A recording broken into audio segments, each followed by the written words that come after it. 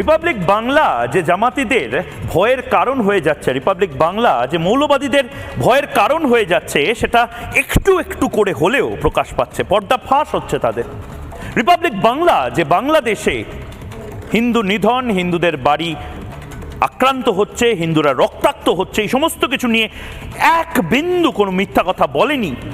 কিন্তু তারপরেও এদেশে এবং ওদেশে রক্তচক্ষুর মুখোমুখি হতে হয়েছিল রিপাবলিক বাংলাকে। তার একটাই কারণ, হিন্দুরা যে মার খাচ্ছে এটা বলা যাবে না, হিন্দুরা যে আক্রান্ত হচ্ছে এটা বলা যাবে না। আপনি প্যালেস্টাইন নিয়ে কথা বলুন, প্যালেস্টাইনের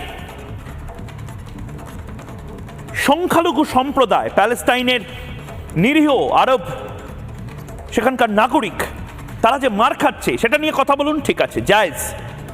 কিন্তু বাংলাদেশে হিন্দুরা মার খাচ্ছে সেটা নিয়ে কথা বলা যেন যাবে না। এই নিয়মটা কে ঠিক করেছে? এটাকেই ভেঙে চুরমার করে মিডিয়া হাউসগুলো, যে মিডিয়া হাউসগুলো লাগাতার মিথ্যাচার করে গেছে বাংলাদেশে, সেই সমস্ত মিডিয়া হাউস এবং সেই সমস্ত জামাত, বিএনপি, মৌলবাদী, তাদের ভুল প্রমাণ করে রিপাবলিক বাংলা জবাব চায় বাংলা থেকে। আমি ময়ূক আবারও বলছি, আমি থামাবো না, চোখে চোখ রেখে বাংলাদেশে যেটা হচ্ছে সেটা এক্সপোজ করব।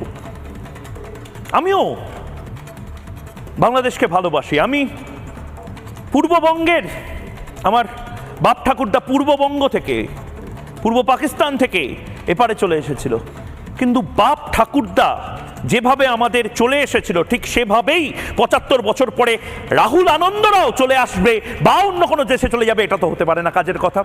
এটা তো ভাতের জন্য নয়, এটা তো নির্দিষ্টভাবে হিন্দু হওয়ার জন্য, সংখ্যালঘু হওয়ার জন্য একের পর এক ঘর ভেঙে দেওয়া হচ্ছে। মেহেরপুরে একের পর এক আশ্রম ভেঙে দেওয়া হচ্ছে, বিভিন্ন জায়গাতে আগুন জ্বালিয়ে দেওয়া হচ্ছে। কারণটা কি?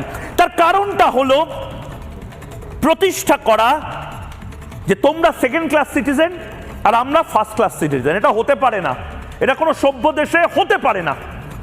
আপনি শেখ মুজিবুর রহমানকে নিয়ে অনেক অশ্লীলতা করেছেন, অনেক নোংরামি করেছেন, আপনারা হয়তো নিজেরা মনে করছেন সেটা, কিন্তু বাংলাদেশের হিন্দুদের নিয়ে, বাংলাদেশের সংখ্যালঘুদের নিয়ে আর একটা, আমি রিপিট করছি, আর একটা অসভ্যতা আর একটা নির্যাতনের ঘটনা যদি আমি বাংলাদেশ থেকে শুনতে পাই, তাহলে এই যে কভারেজ জবাব চায় বাংলাতে ময়ূকের, সেটা আরো ডাবল হবে, সেটা আরো অ্যাগ্রেসিভ হবে, সেটা আরো চোখে চোখ রেখে জিজ্ঞেস করবে মোহাম্মদ ইউনূসকে যে ডাক্তার বাবু আপনি আসলে করছেনটা কি, আপনি পারবেন? অসতিপর মোহাম্মদ ইউনূস কি পারবে বাংলাদেশকে এই মৌলবাদ থেকে বের করতে? আর যদি না পারেন পদত্যাগ করুন। মোহাম্মদ ইউনূস, আমি ময়ূক রঞ্জন ঘোষ চিৎকার করে সোমবার থেকে যে কথাগুলো বলে যাচ্ছি, রিপাবলিক বাংলা আমাদের প্রতিনিধিরা চিৎকার করে যে ছবিগুলো দেখিয়ে যাচ্ছে যে হিন্দুরা মরছে, হিন্দুদের ঘর ভাঙা হচ্ছে, হিন্দুদের আক্রমণ করা হচ্ছে, হিন্দুদের দৌড় করানো হচ্ছে, সেইটাই মোহাম্মদ ইউনূস স্বীকার করলেন। তার মানে ইটস কনফার্ম, এটা প্রুফ করা হলো, এটা বাস্তব যে হিন্দুদের মারা হচ্ছে, হিন্দুদের ঘর ভাঙা হচ্ছে। মিথ্যা কথা বলছিলেন কেন? চোখ রাঙাচ্ছিলেন কেন? রক্তচক্ষু দেখানোর পরেও রিপাবলিক খবরগুলো করে গেছে। এবং মোহাম্মদ ইউনূস ঠিক সেই কথাই প্রথম সরকারের শপথ গ্রহণের পরে বলেন। কি বলেন শুনবো। আইন শৃঙ্খলা ব্যাঘাত হচ্ছে, মানুষকে আক্রমণ করছে, ঘরবাড়ি জ্বালিয়ে দিচ্ছে, সম্পদ জ্বালিয়ে নষ্ট করছে, চুরি করছে, দিয়ে যাচ্ছে, অফিস আদালতে আক্রমণ করছে, সংখ্যালঘুদের উপর আক্রমণ করছে, হিন্দু, বৌদ্ধ, খ্রিস্টান, আমেরিয়া সবার উপর আক্রমণ করছে। এগুলো হলো ষড়যন্ত্রের অংশ, এগুলো আমাদের বিষয় না। আমাদের কাজ হলো এদেরকে রক্ষা করা। বাংলাদেশে রক্তাক্ত হচ্ছে হিন্দুরা, এটা কে বলছে? ময়ূক বলছে। ময়ূক রঞ্জন ঘোষ অন্তর্বর্তী এই সরকার, ইন্টারিম গভর্নমেন্টের মাথা নয়। ময়ূক রঞ্জন ঘোষ এটা বলছে না, এটা বলছে মোহাম্মদ ইউনূস।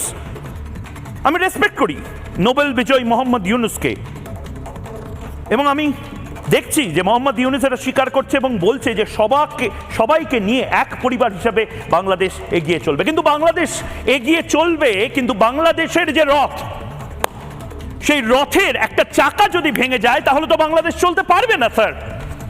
স্যার আপনাকে বলছি, যদি আপনি ময়ূককে দেখেন, জবাব চায়, বাংলা শোনেন, আপনাকে বলছি স্যার, মোহাম্মদ ইউনূস স্যার, আপনি বাংলাদেশটাকে চালাতে তখনই পারবেন যদি মৌলবাদীদের আপনি জেলে পোড়েন, এবং সেই জেলে পোড়ার দায়িত্বটা শেখ হাসিনার থেকে শেখেন কিভাবে জেলে পুড়তে হয়।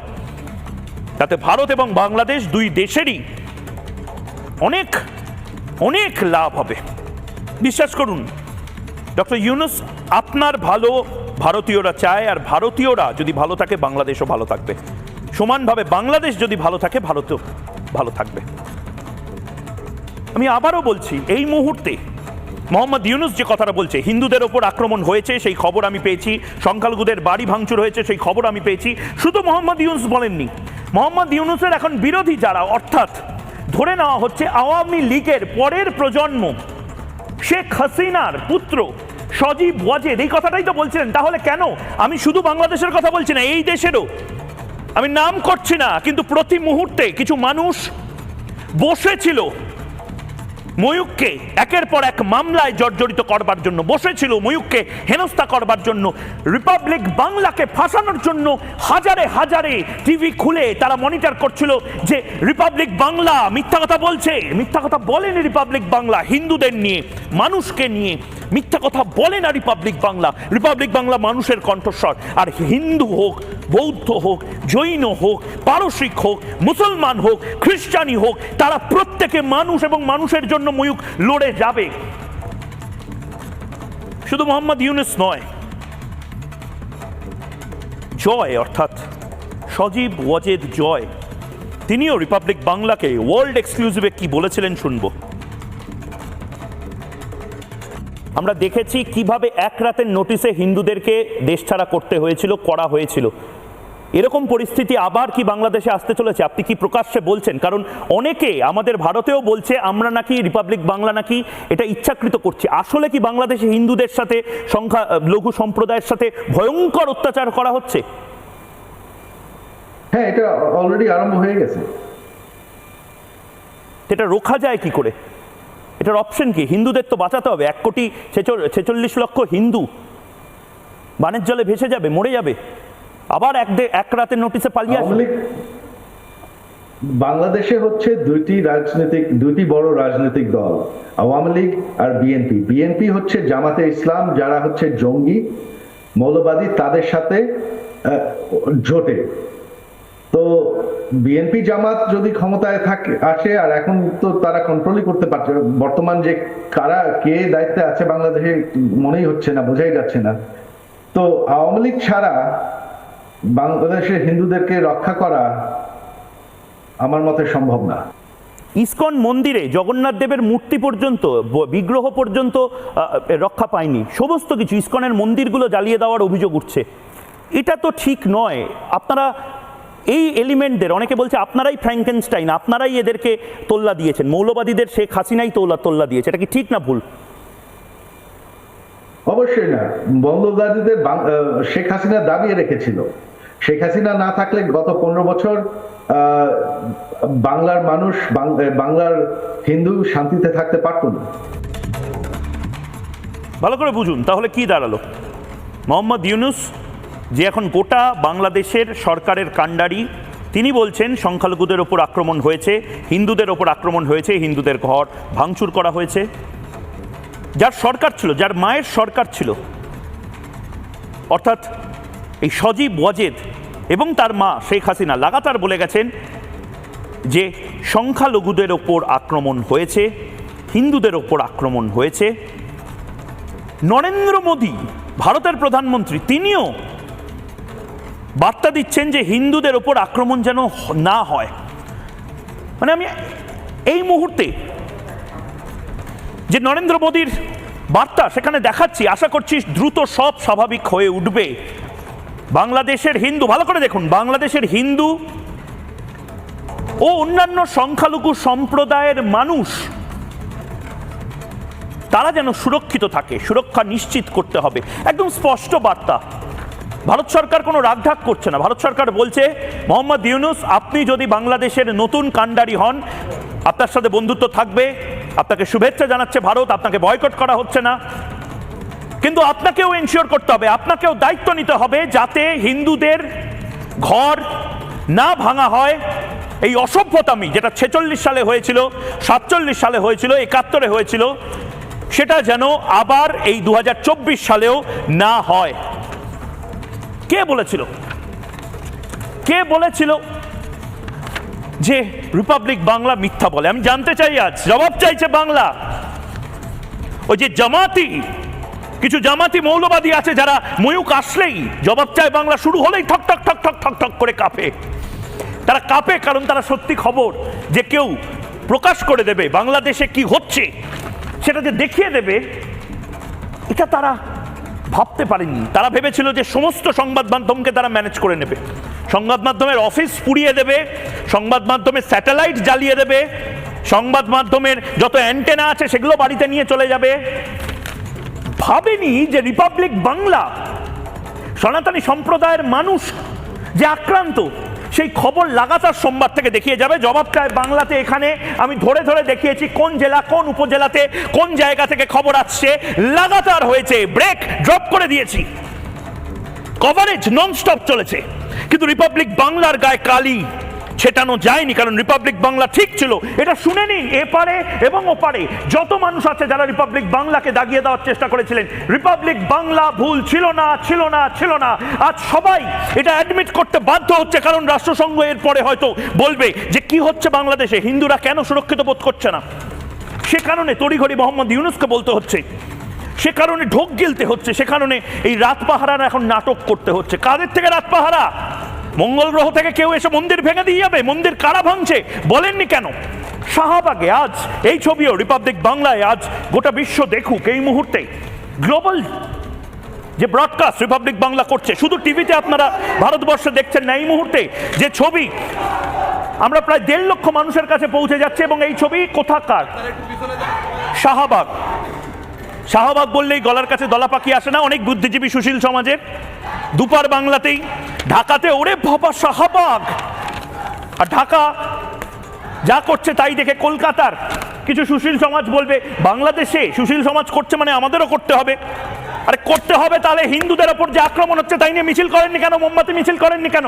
থরথর করে কাঁপছিলেন? জামাতিরা কি কবিতা উৎসব ফান্ডিং করে? লজ্জা লাগে না? জীবনমুখী গান কোথায়? জীবনমুখী গান। এই ছবিগুলো, এই ছবিও দেখুক, ভারতবর্ষের মানুষ দেখুক, বাংলাদেশের মানুষ দেখুক। ফুল ফ্রেমে দেখাবো এই ছোট ছোট কুড়িদের ফোটবার সংগ্রাম। ফুল ফ্রেমে দেখুন এই ছেলেমেয়েগুলো, এরা কি বলছে? এরাও বাংলাদেশি, এরা বাংলাদেশের সম অধিকার নেওয়ার দাবি জানাচ্ছে না, আজ জানাচ্ছে তারা সংখ্যালঘুদের সম্মান বাঁচানো, সংখ্যালঘুদের সুরক্ষার জন্য। শুনি।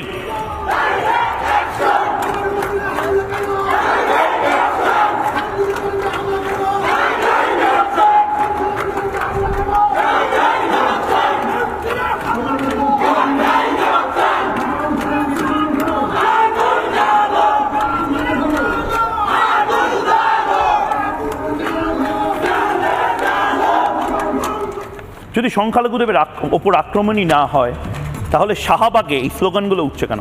তার মানে এরা সবাই ফেক নিউজ ছড়াচ্ছে, এরা মিথ্যা কথা বলছে। হ্যালো, আপনাকে বলছি যে বাংলাদেশে বসে মৌলবাদীদের সমস্ত ধরনের প্রোপাগান্ডা লিখছিলেন, বলছিলেন, ময়ূককে আক্রমণ করছিলেন, বলুন আজ কোথায় গেলেন? চ্যানেল বদলে দিলেন নাকি? ঠকঠক করে কাঁপছেন নাকি? মৌলবাদীরা ফোন করে বলছে নাকি পরবর্তী প্রোপাগান্ডা কি ছড়াবেন? হিন্দুদের আর কিভাবে মারা যাবে, হিন্দুদের মন্দির আর কিভাবে ভাঙা যাবে? কোথায় গেলেন? বাংলাদেশের এই ছবি রিপাবলিক বাংলা দেখানোর পরে লন্ডনে পর্যন্ত, এই মুহূর্তে আরেকটা ছবি দেখাবো, দেখাই পিসিআরকে বলবো, লন্ডনে পর্যন্ত এবার মানুষ নেমে পড়েছে রাস্তায়, সেভ হিন্দুজ ইন বাংলাদেশ। ফুল ফ্রেমে দেখাবো। যদি হিন্দুদেরকে আক্রমণ নাই করা হয়, বাংলাদেশের এই আন্দোলনের ঢেউ কেন কেন লন্ডনে গিয়ে পৌঁছালো? এবং আমি আশ্বস্ত করার চেষ্টা করব সেই সমস্ত, আমি জানি তারা আমাদের দেশের নাগরিক নন, কিন্তু আমি আশ্বস্ত করার চেষ্টা করব যে যেখানে এই লড়াইগুলো করছেন সেই ছবিগুলো আমরা দেখাবো। বাংলাদেশের হিন্দুদের জীবন ফেলনা নয়। আজ ময়ূক জবাব চায় বাংলা থেকে এই ঘোষণা করছে। যে আমরা টানা কভারেজ করে যাব ততদিন অবধি যতদিন না মোহাম্মদ ইউনূস নিশ্চিত করছেন যে বাংলাদেশের হিন্দুরা সুরক্ষিত থাকবে। প্রয়োজনে মোহাম্মদ ইউনূসের বাড়িতে বাংলাদেশের হিন্দুরা রাত কাটাবেন, রাত পাহারা দিন, যা দিন, আর্মি নামান, যা করুন, বাংলাদেশের হিন্দুদেরকে সবচেয়ে বেশি প্রোটেকশন দিতে হবে। এটা ভারতের থেকে শিখুন। মোহাম্মদ ইউনূস, আবার বলছি, ভারতের থেকে অনেক কিছু শেখার আছে, কি করে গণতন্ত্র রক্ষা করতে হয়, কি করে এই ধরনের পরিস্থিতি ট্যাকেল করতে হয়, এবং তার পাশাপাশি সংখ্যালঘু সম্প্রদায়ের মানুষকে কি করে বুকে আগলে রাখতে হয়। কারণ ভারতবর্ষ, বাংলাদেশ, পাকিস্তান, এই সমস্ত দেশ, এই দেশে একটা জিনিস মাথায় রাখতে হবে, দেশটা যেরকম সংখ্যা গুরুদের, ঠিক সেভাবেই সংখ্যা লঘুদের। এবং দেশটাকে অসভ্যতার আখড়া বানানো কেউ বরদাস্ত করেনি ভারতবর্ষে। নেতাজির ছবি নিয়ে, নেতাজির স্ট্যাচু নিয়ে, গান্ধীজির ছবি নিয়ে, গান্ধীজির স্ট্যাচু নিয়ে অসভ্যতামি ভারতীয়রা কেউ বরদাস্ত করবে? বাংলাদেশিরা যে জিনিসটা বরদাস্ত এখন করতে বাধ্য হচ্ছে এই জামাতিদের জন্য, প্রস্রাব করছে, মুজিবুর রহমানের স্ট্যাচু ভাঙচুর করছে। এরপরে আরেকটা ছবি দেখাবো, এই দেখুন, এই যে ছবিটা, আগুন জ্বালার ছবি। সবাই বলল রিপাবলিক বাংলা নাকি বিভিন্ন ভিডিও দেখাচ্ছে, যে ভিডিও নাকি ফেক। আমি আবার চ্যালেঞ্জ করে বলছি, রিপাবলিক বাংলা যে ছবি দেখায়, যে ভিডিও দেখায়, বাংলাদেশকে শুধু নয়, 5 বার করে কনফার্ম করে সেই সমস্ত কিছু জবাব চায়, বাংলার এই টেবিলে আসে আপনাদের পাতে সেই ভিডিও অনেকবার কনফার্মেশনের পাওয়া যায়। এই ভিডিও যেটা, আমি মানছি তো, আমি বলছি তো, এই ভিডিও আমরা দেখাইনি। এই ভিডিওটা কি জানেন? এটা অনেকে বলেছিল লিটন দাসের বাড়ি নাকি। আমরা বলেছি, আমি প্রতিবাদ করে বলেছি, না, এটা লিটন দাসের বাড়ির ভিডিও নয়। এটা মাশরাফি বলে অন্য একজন ক্রিকেটার, তার বাড়ির ভিডিও। এর সাথে লিটন দাসের কোনো সম্পর্ক নেই। এল ভিডিও কি কি দেখুন ভালো করে। এবার ফুল ফ্রেমে দেখাবো, এবার ভালো করে 3070-তে ফুল ফ্রেমে দেখাবো, কি দেখানোতে চেষ্টা করছি। দেখুন এই মুহূর্তে ফুল ফ্রেমে, এটা মেহেরপুরের জগন্নাথ আশ্রমের ছবি, ইসকনের জগন্নাথ আশ্রমের ছবি। অনেকের ভাবাবেগে আঘাত লাগতে পারে। জগন্নাথ প্রভু, সুভদ্রা মহারানী, বলরাম, তাদেরকে এভাবে মাটিতে পড়ে থাকতে দেখে অনেকের ভাবাবেগে আঘাত লাগতে পারে বলে আমি ছবিগুলো ঝাপসা করে দিয়েছি, এগুলো দেখা যায় না। কিন্তু একবার আমি সাউন্ড সহ যদি একবার এই ভিডিও, এরপরে মেহেরপুরের পরের এই ভিডিও, এগুলো রিয়েল ভিডিও, এগুলো রিয়েল, এগুলো দেখতে হবে, এগুলো শুনতে হবে। হিন্দুদের উপর আক্রমণ হয়েছে। শুনুন। মা, তুমি শান্ত।